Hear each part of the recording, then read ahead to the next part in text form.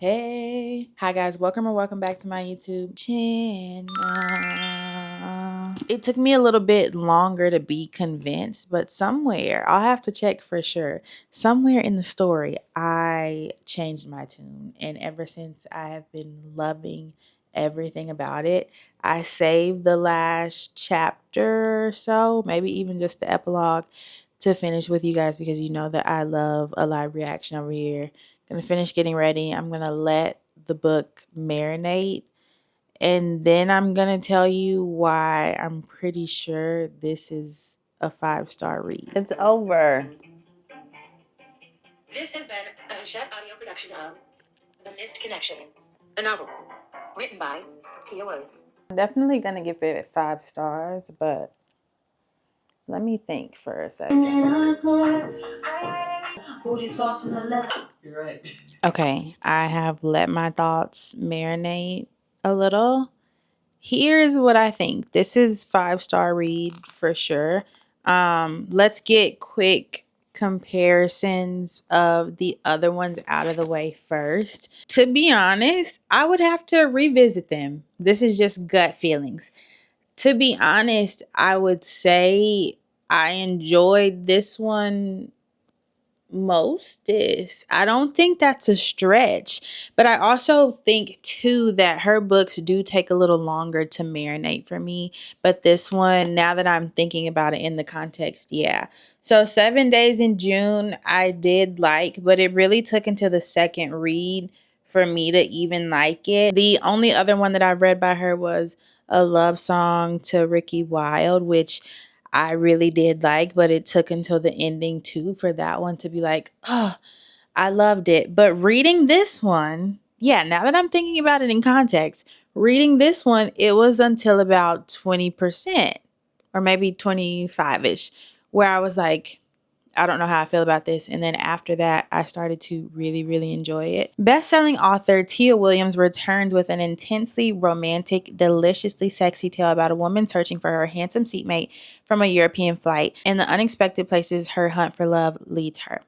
Sasha Cruz knows types. As a booked and busy casting agent, she is always casting at happy hour, the grocery store, everywhere. She's all about finding the perfect person to slot into the perfect role. What she doesn't do, however, are relationships. Too much energy, not enough time. On a flight to Paris for work, a chance encounter with her type changes everything. Sasha is seated next to a broodingly attractive, mysterious man and sparks fly, but they never exchange contact information.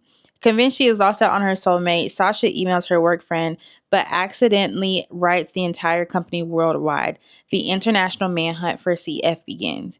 Meanwhile, Sasha takes matters into her own hands. She hires a smoldering detective who she knew in another lifetime, who complicates matters in unforeseen and irresistible ways. With a worldwide search underway, will love take flight for Sasha? Okay, so this story is about a missed connection, or not even that specific misconnection, but just the idea of a misconnection. But as we know, this leads Sasha to Wes, the smoldering detective mentioned earlier.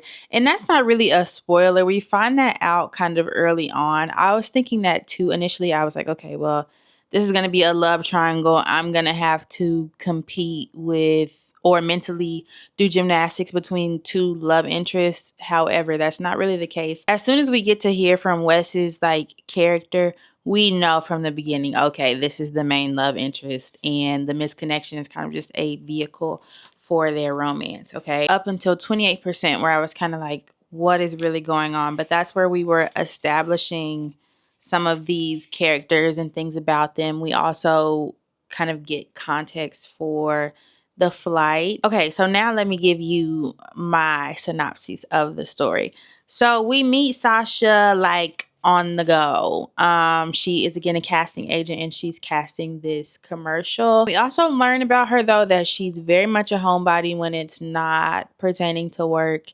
She, likes to be home. She likes to be in the comforts of her own things. But she also had an incident that we find out about later in the book that is kind of fueling her need or drive to want to stay home also. She's in the airport getting ready to go to Paris and she's getting her nails done, and the manicurist reads her palm and she's like, You're going to have a great connection that's going to spark love, and all the events after this are going to be great, blah, blah, blah, blah, blah, blah, blah.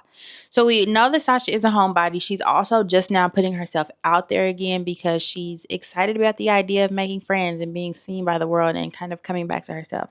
When she does that, she meets this perfect man on paper, this Italian man, and he looks good, he talks good, he rich, he cute, he all the things. And she's like, this is perfect. But in the entire flight, they don't get each other's contact information. So after getting off the flight, Sasha is like stressed. They were also doing some drinking. So, she was like, was this connection really real? Did I pick up on something? Did I not? So she gets home and she tries to email a work friend, but she ends up emailing the whole company, basically being like, I'm really looking for CF. This is what I know about him. He told me where he grew up. He told me all of these things about him. Help me find him. Help me find this misconnection. He was perfect. Then we learn about Wes, and Wes is the private detective from Sasha's first case. Now, Sasha had a stalker. It was a little unclear at times how far physically it got, or different things like that. I was a little unclear about that. I don't know if that was like a stylistic choice. I don't know. Wes was working that initial case. So the memories that they have tied with each other are associated with her stalker and with Wes being a detective. But when we meet Wes, he is a barbecue master. He's got a barbecue truck. He's selling his brisket. Sasha shows up and she's like, you know what? I need a private detective because I want to find CF on my own. I need some more help. Can you help me find him? I feel safe with you. I know you can help me find him. And the rest is history. The two of them fight feelings for each other for a long time because Wes is like, I'm trying to help you. He feels like it's a closing of a cycle to be able to help her find love after having such a traumatic experience. And then Sasha, on the other hand, is falling for Wes in real life, but seeing the imperfections of real life, not being able to offer you this dream that CF can offer you, and having to say, okay, what do I actually really want? And the choice was Wes. I really, really liked Wes. There was some fun banter. There was some jealousy as well, which is always nice. But this story had its emotional moments too for both characters. And I think both of them figuring out their identity, Sasha challenging herself to step out of her comfort zone, and Wes challenging himself to kind of confront his past and his present, and I guess where he places his energy as well. Like I said, I would have to reread at least a love song for Ricki Wilde. I'm pretty sure about my standings on 7 Days in June. But this might be my new favorite by Tia Williams. I didn't want to say, and I still don't think this is like romance of the year. I really, really enjoyed this read. It had the magical realism elements that I think are frequent in Tia Williams' books through the whole palm reader element. And then we find out about that at the end. Everything kind of comes full circle. I enjoyed it. 5 out of 5 stars. Smut wise, I don't know if the intimacy between the characters was just that good, or if my tolerance for smut is going down. I don't know, but smut wise, to me, this was a solid 3.5 chili peppers. Like, they were in some entanglements. All right, you guys, I hope that you enjoyed this mini review of The Misconnection by Tia Williams.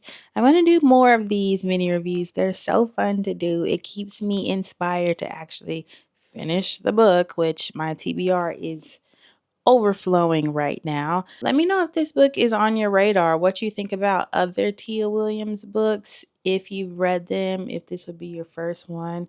Just let me know your thoughts. I know that she has a couple, I think, of Netflix adaptations, so if you're familiar with her that way, let me know. Let me know. Let's start a conversation. Make sure that you like the video, subscribe so that you always know when I'm coming back. Everything that you need to know about where to find me is in the description down below. TikTok, Instagram, book of the month down there. And until the next video, read something by Tia Williams.